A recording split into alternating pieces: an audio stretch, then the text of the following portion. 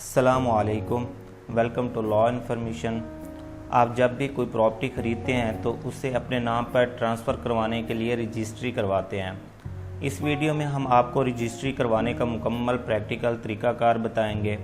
इससे पहले हमने वीडियो का पार्ट 1 अपलोड किया था। अगर आपने हमारी वो वीडियो नहीं देखी तो पहले आप पार्ट 1 वॉच करें, फिर हमारी ये वीडियो देखें ताकि आपको समझने में आसानी रहे। पार्ट 1 की वीडियो का लिंक मैंने डिस्क्रिप्शन में भी दे दिया, आपको ऊपर भी नज़र आ रहा होगा। और इसके अलावा आपको हमारे चैनल पर वो वीडियो आसानी के साथ मिल जाएगी। तो आइए व्यूअर्स, अपने टॉपिक को शुरू करते हैं।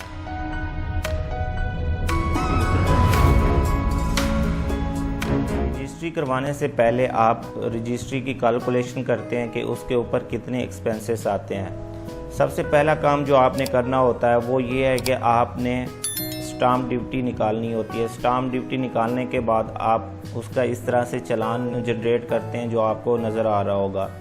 ये ई स्टैंपिंग की वेबसाइट से चालान जनरेट होता है। इंशाअल्लाह नेक्स्ट वीडियो के अंदर हम आपको इस चालान जनरेट करने का तरीक़ाकार बताएंगे। चालान जनरेट करने के बाद नेक्स्ट स्टेप जो है वो आपने बैंक में जाना है और बैंक में जाने के बाद आपने फ़ी डिपॉजिट करवानी होती है। जितने का भी चालान बनेगा एक पर्सन के हिसाब से आपने वो फ़ीस बैंक ऑफ पंजाब की किसी भी ब्रांच में सबमिट करवानी है। उसके बाद बैंक आपको 3 स्टैम्प पेपर इशू कर देगा। एक मेन पेज होगा जिसके ऊपर सेलर, बायर और एजेंट के पार्टिकुलर्स लिखे हुए होंगे और इसके अलावा 2 कंटिन्यूएशन शीट आपको मिलेंगी। बैंक से स्टाम्प लेने के बाद आपने किसी भी अच्छे लॉयर के पास या किसी एक्सपर्ट वसीका नवीस के पास जाना है। उसके बाद आपने स्टाम्प पेपर के ऊपर बेनामा सेल डीड तहरीर करवानी है। ये ड्राफ्ट आप किसी अच्छे वकील से भी लिखवा सकते हैं और इसके अलावा ये वसीका नवीस भी अच्छी तरह से लिख सकते हैं। आप ये ड्राफ्ट इंग्लिश और उर्दू दोनों में लिखवा सकते हैं, जैसे आपके लिए सूटेबल रहे। जब आप स्टाम्प पेपर के ऊपर सेल डीड का ड्राफ्ट निकलवा लेंगे, इसका प्रिंट आउट ले लेंगे, फिर उसके बाद आपने हर पेज की 2 फोटो कॉपीज़ करवा लेनी है। इट्स मीन आपके पास एक ओरिजिनल मौजूद होगा और उस ओरिजिनल की 2 फोटो कॉपीज़ होंगी। अगर 3 पेज ओरिजिनल हैं तो इस तरह से आपके पास ये टोटल 9 पेज बन जाएंगे। आपने फ़ोटो कॉपीज़ और ओरिजिनल स्टाम्प पेपर को स्टेपल कर लेना और इसके साथ आपने नेक्स्ट स्टेप में 2 फॉर्म अटैच करने हैं। एक लोकल कमीशन का फॉर्म होता है, ये आपको नज़र आ रहा होगा। अगर आप खुद रजिस्ट्री करवा रहे हैं, लोकल कमीशन अपॉइंट नहीं करवाया हुआ, तो फिर आपको ये फॉर्म लगाने की ज़रूरत नहीं है। और इसके अलावा एक इतला का फॉर्म होता है, वो आपने साथ अटैच करना होता है। ये फॉर्म आपको किसी भी स्टाम्प वेंडर से या किसी भी फ़ोटो स्टेट शॉप से इजीली मिल जाएगा। अब आपने ओरिजिनल स्टाम्प पेपर के साथ उसकी फ़ोटो कापीज़ लगा ली हैं और इसके अलावा लोकल कमीशन फॉर्म और इतला फॉर्म अटैच करने के बाद आप इसको रजिस्ट्री ब्रांच में सब रजिस्ट्रार के पास लेके जाएंगे। वो आपके डॉक्यूमेंट्स को चेक करेगा और चेक करने के बाद परमिशन के लिए भेज देगा। 1 से 2 दिन के अंदर आपको रजिस्ट्री वापस मिल जाती है और लोकल कमीशन अपॉइंट होने की परमिशन दे दी जाती है।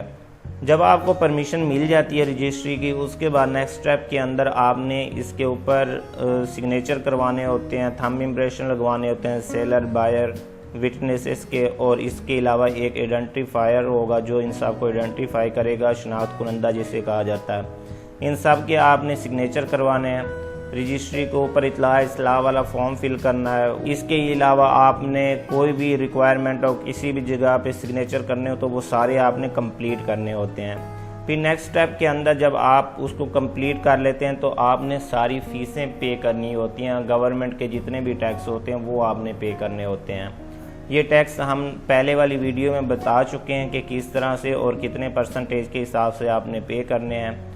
इसमें से जो स्टाम्प ड्यूटी होती है वो आपने ऑलरेडी पे की होती है और इसके अलावा लोकल कमीशन की जो फ़ी होगी वो बैंक ऑफ पंजाब की किसी ब्रांच में सबमिट होगी। FBR के जो टैक्स होते हैं वो नेशनल बैंक ऑफ पाकिस्तान में सबमिट होते हैं। इसके अलावा अगर आप ऑनलाइन करवाना चाहें तो फिर बैंक ऑफ पंजाब में भी सबमिट हो जाते हैं। इस तरह TMA की जो फ़ीस होती है, कॉरपोरेशन फ़ीस, वो आपने अपने एरिया में, जिस एरिया में आपकी प्रॉपर्टी होगी उस TMA में आपने सबमिट करवानी है। जब आप सारी फ़ीस वगैरह पे कर लेंगे, सिग्नेचर वगैरह करवा लेंगे, रजिस्ट्री को तैयार कर लेंगे, नेक्स्ट स्टेप के अंदर आपने इसके साथ मज़ीद डॉक्यूमेंट्स अटैच करने हैं जिसमें आप प्रॉपर्टी की ओरिजिनल फ़र्द अटैच करेंगे, चाहे वो कंप्यूटराइज हो चाहे वो मैनुअल फ़र्द हो। अगर मैनुअल फ़र्द होगी तो फिर आप उसको तहसीलदार के ऑफिस से काउंटर साइन भी करवाएंगे।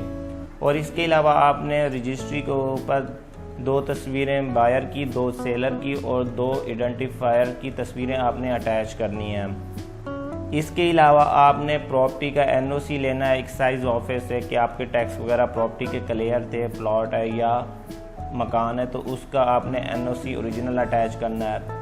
बायर, सेलर और विटनेसेस, इसके अलावा आइडेंटिफायर्स की आपने आईडी कार्ड की कॉपी साथ अटैच करनी है।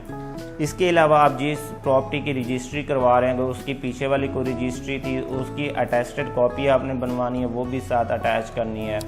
इसके अलावा इंतकाल वगैरह की कॉपी मौजूद है तो वो भी आपने इसके साथ अटैच करनी है। कोई और डॉक्यूमेंट्स, कोई सपोर्टिंग डॉक्यूमेंट्स अगर अवेलेबल हो तो वो भी आपने साथ इसके अटैच करना होता है।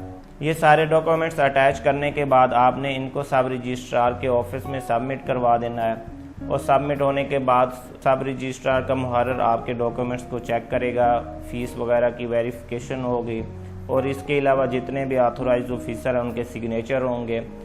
अगर आपकी रजिस्ट्री के अंदर कोई भी ऑब्जेक्शन नहीं होता तो ये सब रजिस्ट्रार के पास सिग्नेचर के लिए भेज दी जाती है। अगर आपकी रजिस्ट्री पे कोई भी ऑब्जेक्शन लगता है तो आपको दोबारा से वापस कर दी जाती है और आपने ऑब्जेक्शन ख़त्म करने के बाद दोबारा उसको सबमिट करवाना होता है सब रजिस्ट्रार के ऑफिस में। अगर आपकी रजिस्ट्री में कोई भी ऑब्जेक्शन नहीं लगता तो फिर आपको ये 5 से 8 वर्किंग डेज़ के अंदर दोबारा वापस मिल जाती है और इस तरह से आपकी रजिस्ट्री जो होती है वो पास हो जाती है। आपकी रजिस्ट्री पास होने के बाद ओरिजिनल जो स्टाम्प पेपर होते हैं उस शक्ल में आपको वापस मिल जाती है। ये सिर्फ 3 पेज आपको दोबारा वापस मिलते हैं जिसके ऊपर सब रजिस्ट्रार के साइन होते हैं, ऑफिस की स्टम्पें वगैरह लगी होती हैं। ये तो था व्यूअर्स आज की हमारी वीडियो का टॉपिक। आई होप कि आप सबको समझ आ गई होगी। किसी का कोई भी क्वेश्चन हो तो हमें कमेंट्स करें। अल्लाह हाफिज़।